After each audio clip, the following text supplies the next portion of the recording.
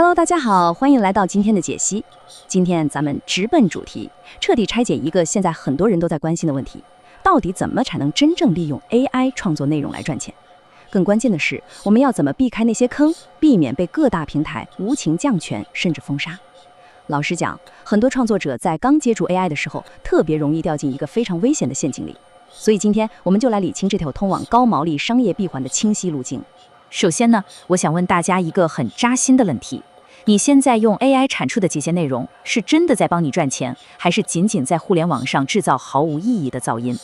现实其实挺残酷的。如果说你只是把 AI 当成一个毫无感情的流水线工具，企图靠海量生成的垃圾内容去赚点微薄的广告费，那我得告诉你，这个策略正在以肉眼可见的速度失效。你以为产出够多就能量变引起质变，但实际上这只是在倾倒数字垃圾罢了。大家可能没注意到，现在各大主流平台正在疯狂绞杀这些偷懒的 AI 垃圾内容，限流、取消货币化手段极其严厉。你看 YouTube 现在就在严打那些没有真人观点、重复度极高的所谓非真实内容，特别是在医疗或者理财这种高度敏感的领域。Google 这边也是一样，它的有用内容更新直接就把那些为了 SEO 而生成的纯 AI 文章给一锅端了。为什么各大平台要下这么狠的手？因为这种内容彻底摧毁了观众的信任，没有真人实测，大家第一眼就能看穿你是机器写的。这种情况下，你的转化率绝对会低得可怜。所以，为了帮你避开这些坑，咱们今天的解析会顺着这6个板块来进行。首先看看 AI 流量陷阱到底危险在哪儿，然后教你如何把思路切换到高毛利商业闭环。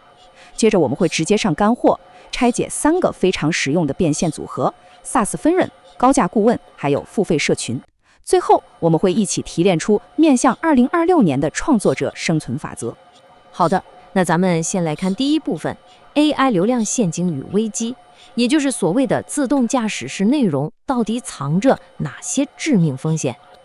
如果你现在的核心策略依然是用 AI 疯狂写脚本、批量发视频，就为了去蹭那一点点可怜的平台广告分成，那你真的就像是在沙滩上建高楼，随时都会崩塌。现在的平台算法更新频率有多快，大家都知道，每次更新对这种批量生成的内容来说，都像是一场大风暴。那些连脸都不露、全靠 AI 拼凑出来的假专家视频，随时面临着被直接封号的灭顶之灾。必须要认清一点，平台现在极度渴望真实的价值，而不是堆砌起来的无效字符。纯粹的流量变现时代真的已经结束了。那么出路在哪儿呢？这就引出了咱们的第2部分，打造高毛利商业闭环。要想破局，我们必须彻底把脑子里的流量思维转换成闭环思维。这两者简直是天壤之别。以前咱们是天天祈求平台给点流量，极度依赖算法，每天提心吊胆地盯着观看数和点击率。但在 AI 时代的闭环思维里，我们要建立的是自己的独立资产。你看，核心指标变成了客户终身价值和高客单价。因为你有了自己的客户名单，所以你对平台的依赖度降到了最低。更重要的是 AI 角色定位的转变，它不再是那个盲目给你生成垃圾内容的自动驾驶仪，而是变成了你最得力的战略助手，帮你做调研、梳理结构，把繁琐的流程自动化。了解了思维转变之后，接下来咱们进入大家最期待的实战环节，第3部分变现组合1 ：SaaS 分润与 AI 工具套件。如果你是个懂点技术，又不想天天在镜头前抛头露面的朋友，这个策略简直为你量身定做，被动收入非常稳。它的用作逻辑非常巧妙。简单来说，你通过做优质的软件教学内容去推广那些订阅制的 SaaS 软件，只要用户不取消订阅，你每个月都能躺赚20万、40万的分润，这就是源源不断的现金流啊！那这里的核心杀手锏是什么？就是利用 AI 来做诱饵。你可以用 AI 快速搭建出一套超好用的自动化工作流，或者极其精美的 Notion 模板，告诉观众，只要你用我的链接注册软件，这套模板免费送给你。相信我，这种福利送出去，转化率绝对高得惊人。如果你本身就是咨询师、营销老手或者设计师，那咱们来看第4部分变现组合2，从低价入门到高价 B2B 顾问服务，这套漏斗能把你从无尽的接单苦海里彻底解放出来。这是一个极其顺滑的转化漏斗，一个人就能干出一个团队的活儿。第一步，先用 AI 把你的专业知识打包，做成几十块钱的轻量级产品，比如电子书或者 SOP。这一步千万别指望发大财，它的核心目的是把那些真正愿意花钱的优质客户筛选出来。等这些高意向客户进入你的体系后，第二步，顺势向他们推销高阶的1对1咨询。最精彩的是第三步，接单之后怎么交付呢？直接部署 AI agent， 让他去搞定80% 的数据分析和基础文案，你只需要把控最终质量。一旦你通过前面的低价产品，过滤掉了那些无效噪音，并且确立了自己不可替代的专家地位，500到2000美金，甚至更高的价格，你完全可以理直气壮地去收。记住，到了这个阶段，你卖的早就不是按小时计费的苦力了，而是有 AI 强力辅助的高价值结果。好，咱们接着来看第5部分，变现组合3：付费私密社群与 AI 知识库。如果你特别看重个人的 IP 打造，想养出自己的一大批死忠粉，那这个组合你绝对不能错过。这个逻辑其实很好理解，把公寓里被你免费内容吸引来的铁粉，引导进按月付费的私密社群里，给他们提供独家干货。但做过社群的人都知道，日常运营真的太折磨人了，每天回答重复的问题能把人逼疯。这个时候 AI 的赋能点就大显神威了。你可以直接部署一个个人的 AI 智能体，让它去自动处理社群里基础的日常问答，甚至让它帮你每周自动抓取总结行业的最新趋势发给会员。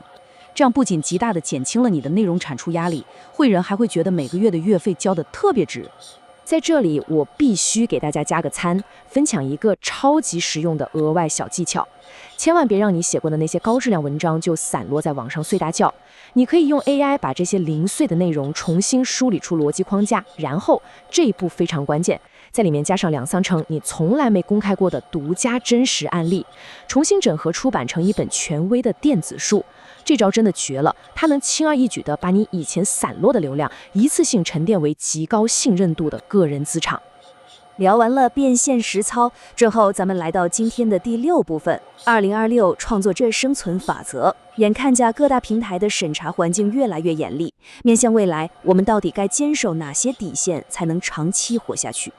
要维持内容的高质量，并且不被平台干掉，大家一定要死死记住这个人机协作的黄金比例70:30。你可以也应该毫不犹豫地把70% 的脏活累活，比如前期的资料搜集、起草大纲、排版这种事儿，全都丢给 AI。但是你必须强制性的保留那30% 作为人的核心。这30% 是什么？是你独家的亲身经历，是实测感受，是你个人的犀利观点，还有你作为人类特有的情感。没了这30%，你的内容就只是冰冷空洞的代码产物，平台随时会把你扫地出门。除了刚才强调的黄金比例，要真正在2026年生存下来，你还得做对2件事。